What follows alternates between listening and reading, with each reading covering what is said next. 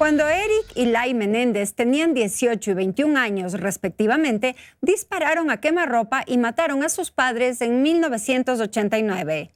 Este crimen estremeció a Estados Unidos y atrajo la atención nacional durante los juicios que enfrentaron.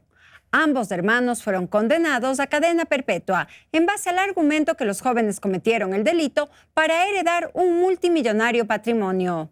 Sin embargo, una reciente denuncia de un ex integrante del grupo Menudo ha vuelto a poner el foco en este caso, prometiendo un giro inesperado. La escena del asesinato fue en Beverly Hills, California, en la mansión de las víctimas. El 20 de agosto de 1989, mientras veían televisión en la sala de su casa, José Menéndez recibió 6 disparos y su esposa Kiri 10.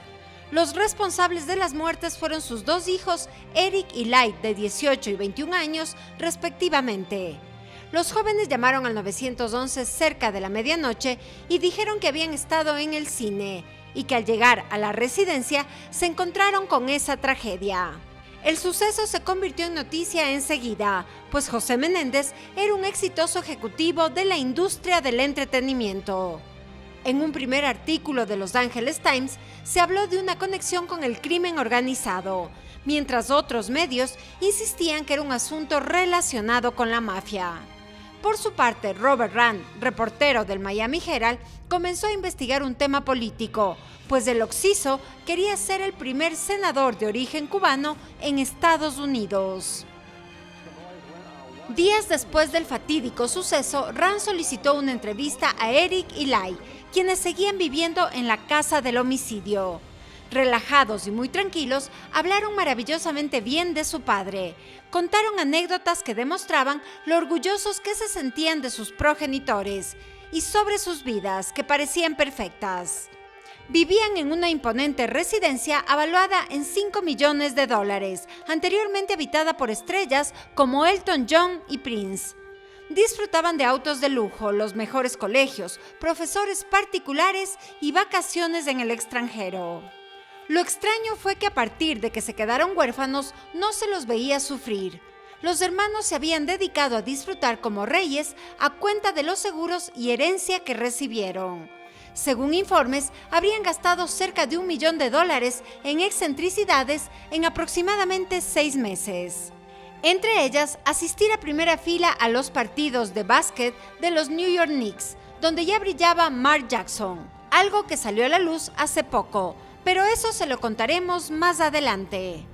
Las autoridades empezaron a sospechar de su culpabilidad precisamente por el elevado estilo de vida que tenían, y aunque todo iba según lo planeado, fueron detenidos. La historia que se contaría a partir de ese momento y durante los 3 años siguientes hasta la sentencia final era la de 2 hermanos ambiciosos que, tras enterarse de que su padre iba a desheredarlos, planearon asesinarlo. La grabación de la denuncia al 911 pasó a formar parte de la cultura popular estadounidense por la creíble y dramática interpretación de Lai. Yes, please. What's the problem? Sounds, What's the problem? What's the problem?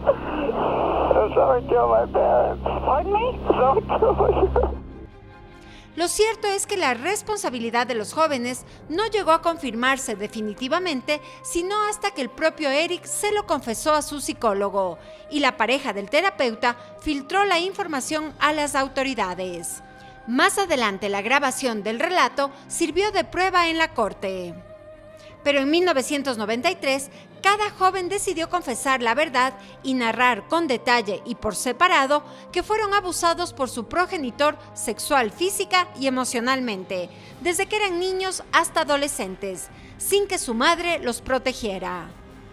Reconocieron haberlos asesinado, pero alegaron que lo hicieron en defensa propia porque Menéndez los tenía amenazados de muerte para que no contaran lo que estaba sucediendo. El juicio, que fue televisado, se convirtió en un circo mediático que polarizó la opinión pública, y como el jurado no logró ponerse de acuerdo en el veredicto, se lo declaró nulo. El segundo se celebró sin cámaras, y el juez desestimó el tema del abuso sexual por falta de pruebas. El 18 de abril de 1996, los hermanos Light y Eric Menéndez fueron condenados por asesinato y recibieron cadena perpetua sin posibilidad de libertad condicional.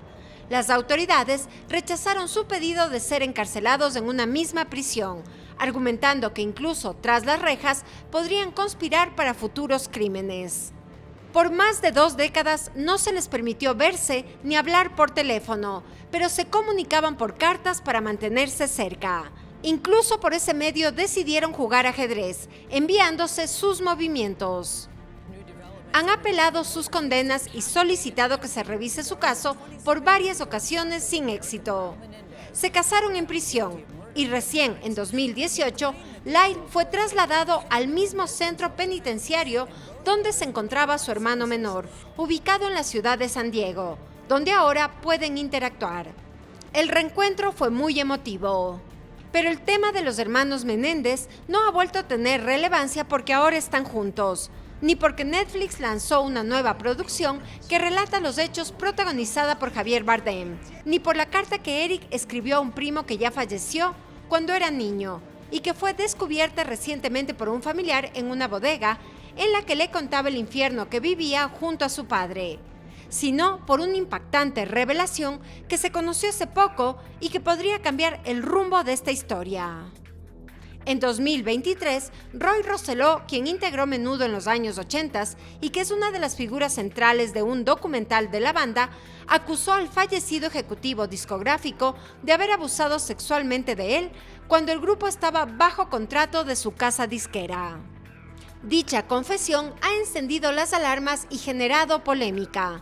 Muchas personas se preguntan si en el juicio faltaron elementos a tomar en cuenta antes de encarcelar de por vida a los 2 hermanos. Por eso su abogado presentó casi de inmediato un recurso de habeas corpus, solicitando que sean admitidas las nuevas evidencias que son lo suficientemente sólidas y relevantes. Si los chicos fueron abusados toda su vida, la sentencia debía ser por homicidio culposo, no por asesinato a sangre fría, y su condena tenía que ser distinta. Regresando en el tiempo, al día que los jóvenes asistieron al partido de los Knicks, justo en su época de despilfarro, resulta que por casualidades del destino fueron fotografiados instalados en primera fila en el Madison Square Garden. En 1990, Mark Jackson fue inmortalizado para una serie de tarjetas coleccionables de la NBA, sin imaginar que los jóvenes Menéndez aparecían como fondo de su jugada, y menos aún que habían matado a sus padres. Tuvieron que pasar casi 3 décadas para que las confesiones de los hermanos sean tomadas en cuenta para que quizás les devuelvan su libertad.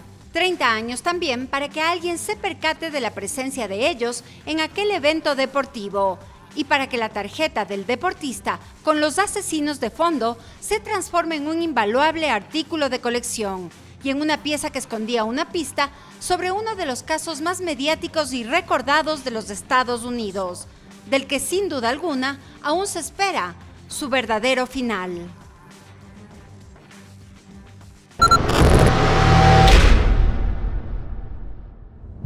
Suscríbete a nuestro canal de YouTube y forma parte de las transmisiones en vivo. Diviértete con nuestras aventuras sin límites, porque América Vive está presente más allá de la televisión.